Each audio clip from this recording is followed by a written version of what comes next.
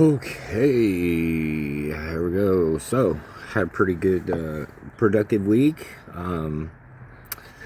Let's see. For starters, I am not working right now. Officially made the decision to take some time off work and working with my care team to establish paid family medical leave so I can have a little bit of income right now, pay for my treatment, and I actually qualified. So they're doing my paperwork right now, processing that. I'm gonna probably get a couple, weeks off work so I can get a therapist here in town. Actually, somebody I can talk to on a weekly basis, which is pretty much what I need. And work through the impulse behaviors that I have, and the depression. Dude, this is the craziest. Like, my neck looks like balls. Not that my balls are all like white and hairy, but that's shit. Whatever. But I did leave the house this week. I did go and do some difficult things. So anyways, I went back up a little bit. So I have a new medication regimen. And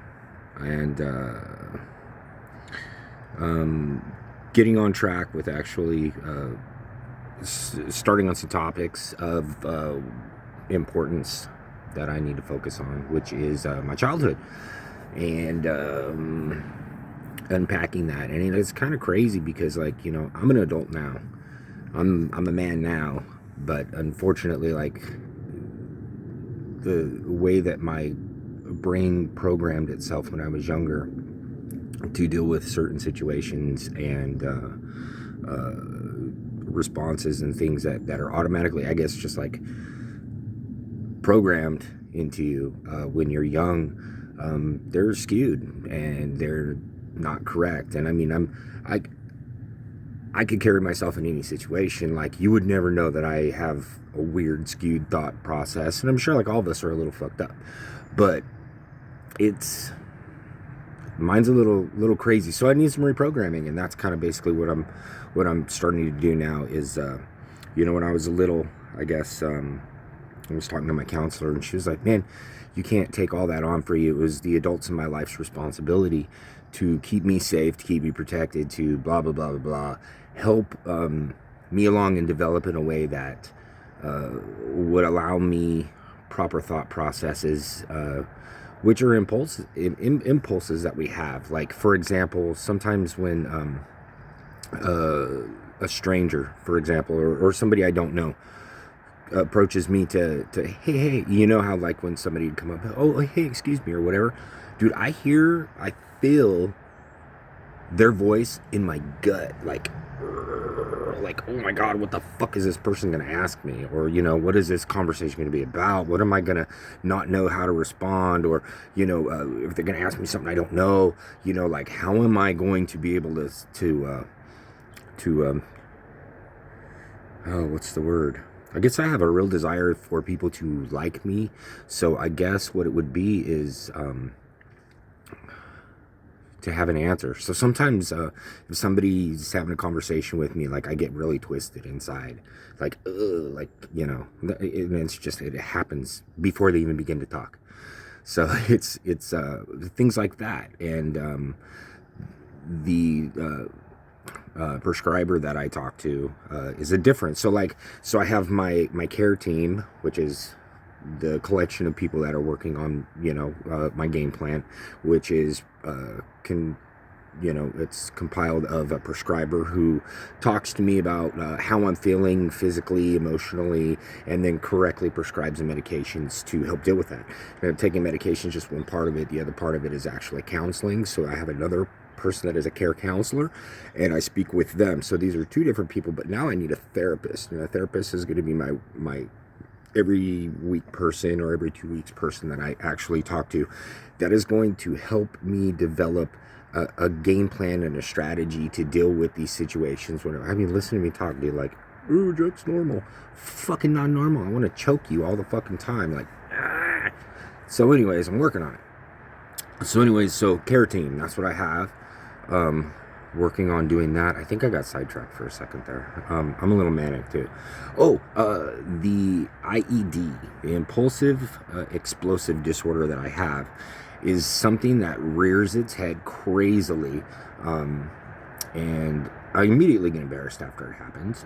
I say things and I respond, and I pop up out of my car and chase motherfuckers. Like, I don't know, dude. I don't want to be like that, but I'm not like that all the time. You know, I have to admit, I'm not like 24/7. Oh man, Jack's fucking dangerous. No, it's not like that. It's when I feel cornered, it's my fight or flight. It's you know, I'll be honest. When I was in Chico or in Fresno and in Oakland, I got in so many fucking fist fights, yo. I would run fucking chest first into a fucking group of people just to scrap because I liked it. I really did. I fought quite a bit, but I've been up here in Washington for about 6 years, and I realized, like, in Washington, like, motherfuckers are strapped up here. Even, like, the dorkiest looking motherfuckers are strapped, and most of them are pussies, and they'll just pull on you, dude. And I'm like, well, that's fucked up, because I grew up way different. Like, we get them up and we just go. Like, at one of the youth ranches I grew up in, we had boxing gloves. We had 2 sets of boxing gloves sitting in the kitchen on a hook, right going out the back door, and very clearly there was a sign there. And you got to remember, this is the 70s and 80s. Yeah, I'm an old dude. There was a sign that says no arguing, and it was right above the fucking boxing gloves. So, like, if you got a problem with another dude at the youth ranch, y'all would go out there and scrap it out, dude. And you know, that's how you would solve it. But that's how I grew up. I was like, we got spanked at school with a big ass paddle with holes in it. Something else I did in school, I was in ROTC. We had all kinds of vocational programs for kids that, like, were fucking sick. I did electronics courses in school, ROTC, which I was on rifle team, and we would shoot guns in our classes. No shit, dude. We get to school before everybody else and just put on these big heavy coats, and do different positions of shooting. We would have targets set up. We would have a spotter, and we would do target shooting in the school. It was fucking crazy. But yeah, so I always had some type of support structure, always something to do when I was younger. I just did not have something that I always needed, I guess, was this family thing. So going back to that part of the therapy that I'm going to be working on is stuff that when you're an adult now, like, I'm a grown up now. I gotta be responsible now. This is my life now. I should be okay. You know, I'm all right. Everything's fine. I can function. But it's those impulses that I have. It's the impulses that are instantaneous, that just happen. So along with the IED, I have MDD, major depressive disorder, and that is the complete opposite of when I'm acting crazy, because this, I can't control it.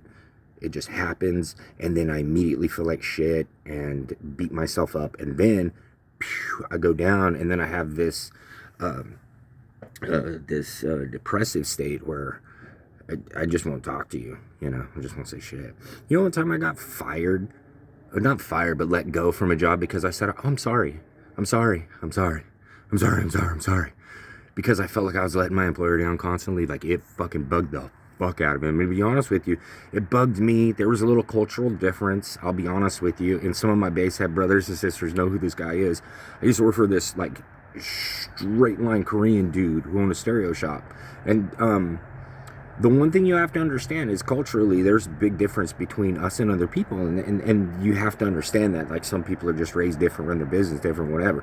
Dude was very Korean, homie, and it's good because they're great businessmen, but they are how would they say it? For a pussy-ass spoiled American, like, they won't coddle you. They want their fucking work done. And I love that. I love the fact that he was very serious about it, but I have emotional issues, and every time dude was trying to instruct me, he was very firm and short, and it felt like I was continuously letting dude down, and it really triggered me. So I'm using this as an example for how my trigger responses work. He would say something to instruct me in a different way, and I would immediately take it to heart, like, oh my god, this guy doesn't like me, I'm not doing a good job, I'm a piece of shit, I'm not worthless, blah blah blah blah. And my IED, my impulsive explosive disorder, it isn't always an explosion, it's always an impulsive response. being an explosive or being at whatever. I'm sorry. Fucking said I'm sorry fucking over 100 times in a day. I'm sure of it. And half the time I don't even know what the fuck I'm saying, sorry about. But, it's something that I do. And it's annoying as fuck to my wife. It's annoying as fuck to me, because anybody else, I don't give a fuck what you think. I really don't care. Which is crazy when you do care so much. So it's a constant battle. So these are impulsive thought processes that I have. And then the depressive part, which I can control a little bit more, but choose not to, because I like to beat up on myself a little bit. So let me see. Did you ever bury a fucking horse? Oh my god, the youth ranch? That shit was wild, bro. Like, we fucking had to bury horses and shit. Like, I'm fucking 13 years old, fucking dragging a horse across the ranch with, like, other kids my age and younger, like boys, like Lord of the Flies type shit. You know what I'm saying? And then one time they had this, so there was another youth ranch right next to our youth ranch. And, so there's a youth ranch right next. Look, I did some work. Actually, I didn't build this box. I got it from James. And I didn't, the 18s are from Jorge. Thank you guys.